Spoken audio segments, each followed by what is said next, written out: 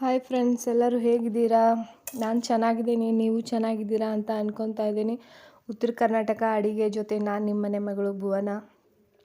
ಇವತ್ತು ನಾವು ಬದನೆಕಾಯಿ ಎಣ್ಗಾಯಿ ಮಾಡೋದನ್ನು ತೋರಿಸ್ತಾ ಇದ್ದೀನಿ ನಮ್ಮ ಉತ್ತರ ಕರ್ನಾಟಕ ಶೈಲಿಯಲ್ಲಿ. ಅದಕ್ಕೆ ಎಲ್ಲ ಬದನೆಕಾಯಿ ಹೆಚ್ಚಿಟ್ಕೊಂಡಿದ್ದೀನಿ, ನಿಮಗೆ ತೋರಿಸೋದ್ರ ಮಟ್ಟಿಗೆ ಅಂತೇಳಿ ಒಂದೆರಡು ಬದನೆಕಾಯಿ ಅಷ್ಟೇ ಹೆಚ್ಕೊಂಡಿಲ್ಲ, ಅದೇ ನಿಮಗೆ ತೋರಿಸ್ಕೊಡ್ತೀನಿ. ಏನೇನು ಬೇಕಾಗುತ್ತೆ ನೋಡ್ಕೊಂಬರೋಣ ಬನ್ನಿ. ಈರುಳ್ಳಿ ಚಿಕ್ಕದಾಗಿ ಹೆಚ್ಚಿಟ್ಕೊಂಡಿದ್ದೀನಿ, ಆಮೇಲೆ 1 ಟೊಮೆಟೊ ತೊಗೊಂಡಿದ್ದೀನಿ, ಬೆಳ್ಳುಳ್ಳಿ 1 ಗೆಡ್ಡೆ, ಆಮೇಲೆ 1 ಟೇಬಲ್ ಸ್ಪೂನು ಜೀರಿಗೆ, ಒಂದು ಸ್ವಲ್ಪ ಕೊತ್ತಂಬರಿ, ಒಂದು ಸ್ವಲ್ಪ ಕರಿಬೇವು ಸೊಪ್ಪು, 4 ಹಸಿಮೆಣಸಿನ್ಕಾಯಿ, ಆಮೇಲೆ ಶೇಂಗಾ ಪುಡಿ ತೊಗೊಂಡಿದ್ದೀನಿ. ಇದು ಬದನೆಕಾಯಿ ಪಲ್ಯಕ್ಕೆ ತುಂಬ ಚೆನ್ನಾಗಿರುತ್ತೆ. ಶೇಂಗಾ ಕಾಳನ್ನ ಹುರಿದ್ಬಿಟ್ಟು ಪುಡಿ ಮಾಡಿ ಇಟ್ಕೊಂಡಿರ್ತೀವಿ.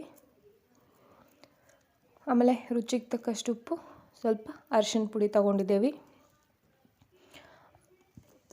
ಒಗ್ಗರಣೆಗೆ ಕರಿಬೇವು ಸೊಪ್ಪು, ಸಾಸಿವೆ, ಜೀರಿಗೆ ತೊಗೊಂಡಿದ್ದೇವೆ. ಆಮೇಲೆ ಎಣ್ಣೆ. ಇವಾಗ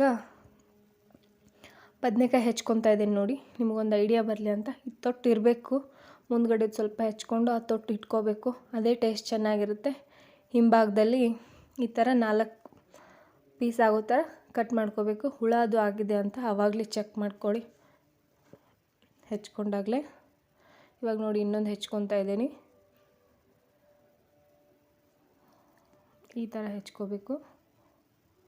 ಬದನೆಕಾಯಿ ಎಣ್ಗಾಯಿ ತುಂಬ ಚೆನ್ನಾಗಿ ಬರುತ್ತೆ ಈ ಥರ ಹೆಚ್ಕೊಂಡ್ರೆ. ನೋಡಿ ಹುಳ ಅದು ಏನಿಲ್ಲ, ಚೆನ್ನಾಗಿರೋದಿದೆ. ಇವಾಗ ಇದನ್ನೆಲ್ಲ ರುಬ್ಕೊಂಬಿಡೋಣ.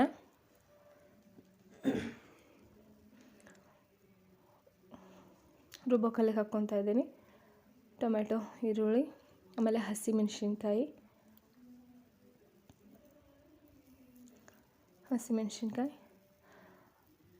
ಆಮೇಲೆ ಬೆಳ್ಳುಳ್ಳಿ, ಜೀರಿಗೆ, ಕರಿಬೇವಿನ ಸೊಪ್ಪು ಎಲ್ಲ ಹಾಕ್ಕೊತೀನಿ. ಇವಾಗ ಹಾಕ್ಕೊಂಡ್ಬಿಟ್ಟು ಚೆನ್ನಾಗಿ ಕುಟ್ಕೊತಾ ಇದ್ದೀವಿ ನೋಡಿ. ಕುಟ್ಕೊಳ್ಳೋದ್ರಿಂದ ಟೇಸ್ಟ್ ಚೆನ್ನಾಗಿ ಕೊಡುತ್ತೆ. ಕಲ್ಲಲ್ಲಿ ಮಿಕ್ಸರ್ಗೆ ಹಾಕ್ಕೊಳ್ಳೋಕ್ಕಿಂತ ಕಲ್ಲಲ್ಲಿ ರುಬ್ಕೊಂಡ್ರೆ ಚೆನ್ನಾಗಿ ಟೇಸ್ಟ್ ಕೊಡುತ್ತೆ, ಘಮ ಪರಿಮಳ ಚೆನ್ನಾಗಿರುತ್ತೆ. ಹಾಗಾಗಿ ಜಜ್ಕೊತಾ ಇದ್ದೀವಿ ನೋಡಿ. ಒಂದು ಕೈಲೇ ಜಜ್ಕೋಬೇಕು, ಒಂದು ಕೈಲೇ ಎಲ್ಲಿ ಆಚೆ ಕಡೆ ಹೋಗದೆ ಇರೋ ಥರ ಒಂದು ಕೈನ ಸಪೋರ್ಟಿಗೆ ತೊಗೋಬೇಕು. ನೋಡಿ ಆ ಥರ ಎಲ್ಲ ಬಿದ್ದುಬಿಡುತ್ತೆ ನೋಡಿ ನೀಟಾಗಿ. ನಮಗೆ ಸ್ವಲ್ಪ ರೂಢಿ ಇದೆ, ನಾವು ಇಷ್ಟು ಜಜ್ಕೊತೀವಿ. ರೂಢಿ ಇಲ್ಲದೆ ಇರೋರು ಈ ಥರ ಇಷ್ಟಪಟ್ಟು ಕಲ್ಲಲ್ಲಿ ಜಜ್ಕೊಂಡು ತಿನ್ಬೇಕನ್ನೋ ಆಸೆ ಇದ್ದರೆ ಸ್ವಲ್ಪ ಹಾಕಿ ಜಜ್ಕೋಬೋದು. ಇವಾಗ ಕೊತ್ತಂಬರಿ ಸ್ವಲ್ಪ ಹಾಕ್ಕೊತಾ ಇದ್ದೀನಿ, ಹಾಕ್ಕೊಂಡ್ಬಿಟ್ಟು ಜಜ್ಕೊತೀನಿ. ಇವಾಗ ನೋಡಿ ರುಬ್ಕೊಂಡಾಗಿದೆ.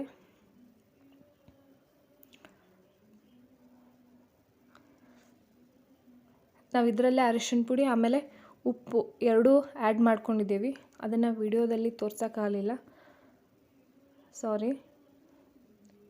ಇವಾಗ ನೋಡಿ ಎಷ್ಟು ಚೆನ್ನಾಗಿ ಬಂದಿದೆ, ತರ್ತರಿಯಾಗಿ. ಜಾಸ್ತಿ ನುಣ್ಣಗೆ ರುಬ್ಕೊಳ್ಳೋದೇನು ಬೇಡ ರೀ, ಇದನ್ನು ಸ್ವಲ್ಪ ತರ್ತರಿಯಾಗಿದ್ರೇ ಚೆನ್ನಾಗಿರುತ್ತೆ.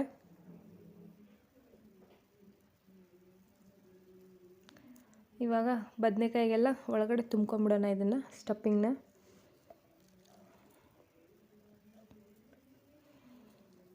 ಬದನೆಕಾಯಿ ಎಣ್ಗಾಯಿ ಖಾರನ ಬದನೆಕಾಯಿ ಒಳಗಡೆ ತುಂಬ್ಕೊಂಬಿಡೋಣ. ಆ ಮಸಾಲೆ ಎಲ್ಲ ರುಬ್ಕೊಂಡಿರೋದನ್ನು ನೋಡಿ ಈ ಥರ ತುಂಬ್ಕೋಬೇಕು. ಸ್ವಲ್ಪ ಟೊಮೆಟೊ ಹಾಕಿರ್ತೀವಲ್ಲ, ನೀರು ಜಾಸ್ತಿ ಬಿಟ್ಕೊಳ್ಳುತ್ತೆ.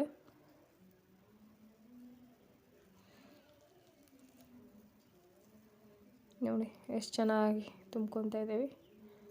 ಈ ಥರ ತುಂಬ್ಕೋಬೇಕು ಎಲ್ಲನೂ. ಇವಾಗೆಲ್ಲ ತುಂಬ್ಕೊಂಡಾಗಿದೆ. ಇದು ಇನ್ನೊಂದು ಸ್ವಲ್ಪ ಉಳಿತು, ಅದನ್ನು ಆಮೇಲೆ ಒಗ್ಗರಣೆ ಹಾಕ್ತೀವಲ್ಲ ಅವಾಗ ಆ್ಯಡ್ ಮಾಡ್ಕೊತೀವಿ. ಇವಾಗ ಒಗ್ಗರಣೆ ಹಾಕ್ಕೊಳ್ಳೋಣ ಬನ್ನಿ. ಅದನ್ನೆಲ್ಲ ಫಸ್ಟ್ ಗ್ಯಾಸ್ ಹಚ್ಕೋಬೇಕು, ಆಮೇಲೆ ಬಾಣಲಿ ಇಟ್ಕೊಂಡು ಸ್ವಲ್ಪ ಬಾಣಲಿ ಎಲ್ಲ ಸ್ವಲ್ಪ ಬಿಸಿಯಾಗಲಿ. ಇಲ್ಲ ನೀರಿದ್ದರೆ ಎಲ್ಲ ನೀರಿದ್ದಾಗ ಎಣ್ಣೆ ಹಾಕಿಬಿಟ್ರೆ ಚಟ್ಪಟ್ ಅಂತ ಮುಖಕ್ಕೆ ಸಿಡಿಯೋ ಚಾನ್ಸಸ್ ಇರುತ್ತೆ.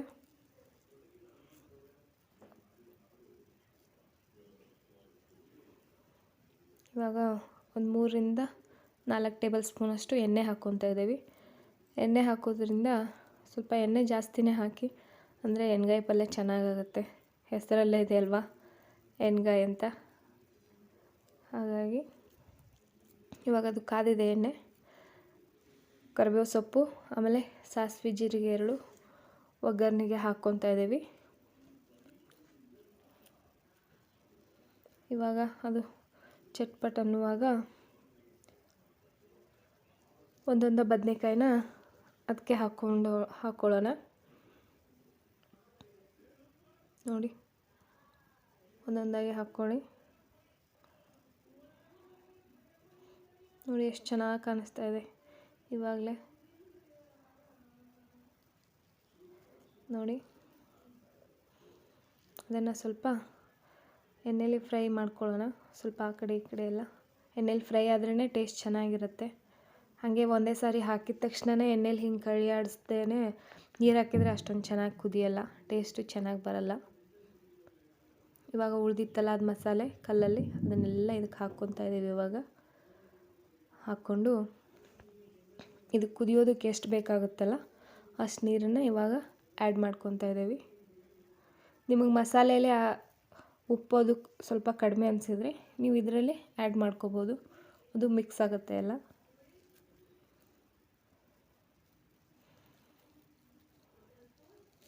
ಜೋರ ಇಟ್ಟು ಸ್ವಲ್ಪ ಬಾಯಿ ಮುಚ್ಚಿಬಿಡಿ. ಇವಾಗ ನೋಡಿ ಹೇಗೆ ಕುದೀತಾ ಇದೆ. ಇವಾಗ ಇದಕ್ಕೆಲ್ಲ ಒಂದು ಸ್ವಲ್ಪ ಹೊಳಸು ಹಾಕ್ಕೊಳ್ಳೋಣ ಎಲ್ಲನೂ. ಅಂದರೆ ಹೊಳಸು ಹಾಕ್ಕೊಳ್ಳಿಲ್ಲ ಅಂದರೆ ಒಂದು ಸೈಡ್ ಬೇಯುತ್ತೆ, ಒಂದು ಸೈಡ್ ಬೇಯಲ್ಲ. ಹಾಗಾಗಿ ನೋಡಿ ಎಷ್ಟು ಚೆನ್ನಾಗಿ ಬೇಯ್ತಾ ಇದೆ, ಕುದಿ ಬಂದಿದೆ.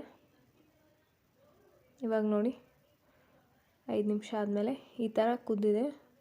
ಇವಾಗ ಲಾಸ್ಟಿಗೆ ಇದಕ್ಕೆ ಶೇಂಗಾ ಪುಡಿ ಹಾಕೋಣ. ಫಸ್ಟಿಗೆ ಹಾಕಿದರೆ ಸೀದೋಗೋ ಚಾನ್ಸಸ್ ಇರುತ್ತೆ, ಬೇಗ ತಳ ಹಿಡಿದ್ಬಿಡುತ್ತೆ. ಹಾಗಾಗಿ ಎಲ್ಲ ಕುದ್ಮೇಲೆ ಇದನ್ನು ಆ್ಯಡ್ ಮಾಡಿ ಒಂದು 2 ಸೆಕೆಂಡ್ ಅಷ್ಟೇ ಬಿಟ್ಟು ಇದನ್ನು ಇಳಿಸ್ಕೊಂಡ್ಬಿಡೋಣ. ಇವಾಗ ಚೆನ್ನಾಗಿ ಕುದ್ದಿದೆ. ಜಾಸ್ತಿ ಹಣ್ಣಾಗಿ ಕುದಿಸ್ಬಾರ್ದು, ಸ್ವಲ್ಪ ಗಂಡಾಗೆ ಕುದಿಸ್ಬೇಕು, ಅಂದರೆ ಚೆನ್ನಾಗಿರುತ್ತೆ. ಫುಲ್ ಜಾಸ್ತಿ ಕುದ್ದುಬಿಟ್ರೆ ಟೇಸ್ಟ್ ಚೆನ್ನಾಗಿರಲ್ಲ ಬದನೆಕಾಯಿ ಎಣ್ಗಾಯಿ ತಿನ್ನೋದಕ್ಕೆ. ಇವಾಗ ನೋಡಿ ನಮ್ಮದು ಕರೆಕ್ಟಾಗಿ ಬೆಂದಿದೆ.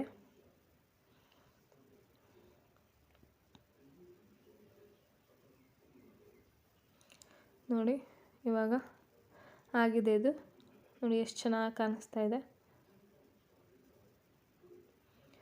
ನೋಡಿ ಬಿಸಿ ಬಿಸಿ ಇದೆ.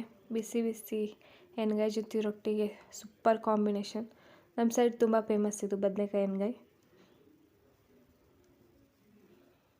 ನೋಡಿ ಬೌಲ್ಗೆ ಸರ್ವ್ ಮಾಡ್ಕೊತಾ ಇದ್ದೀನಿ ಇವಾಗ. ನೋಡಿ ಇಷ್ಟ ಆದರೆ ಲೈಕ್ ಮಾಡಿ, ಶೇರ್ ಮಾಡಿ, ಕಮೆಂಟ್ ಮಾಡಿ, ಸಬ್ಸ್ಕ್ರೈಬ್ ಆಗಿ ನಮ್ಮ ಚಾನಲ್ಗೆ. ಮತ್ತು ನಾಳಿನ ವಿಡಿಯೋದಲ್ಲಿ ಸಿಗ್ತೀನಿ ಹೊಸ ರೆಸಿಪಿಯೊಂದಿಗೆ. ಬಾಯ್ ಬಾಯ್.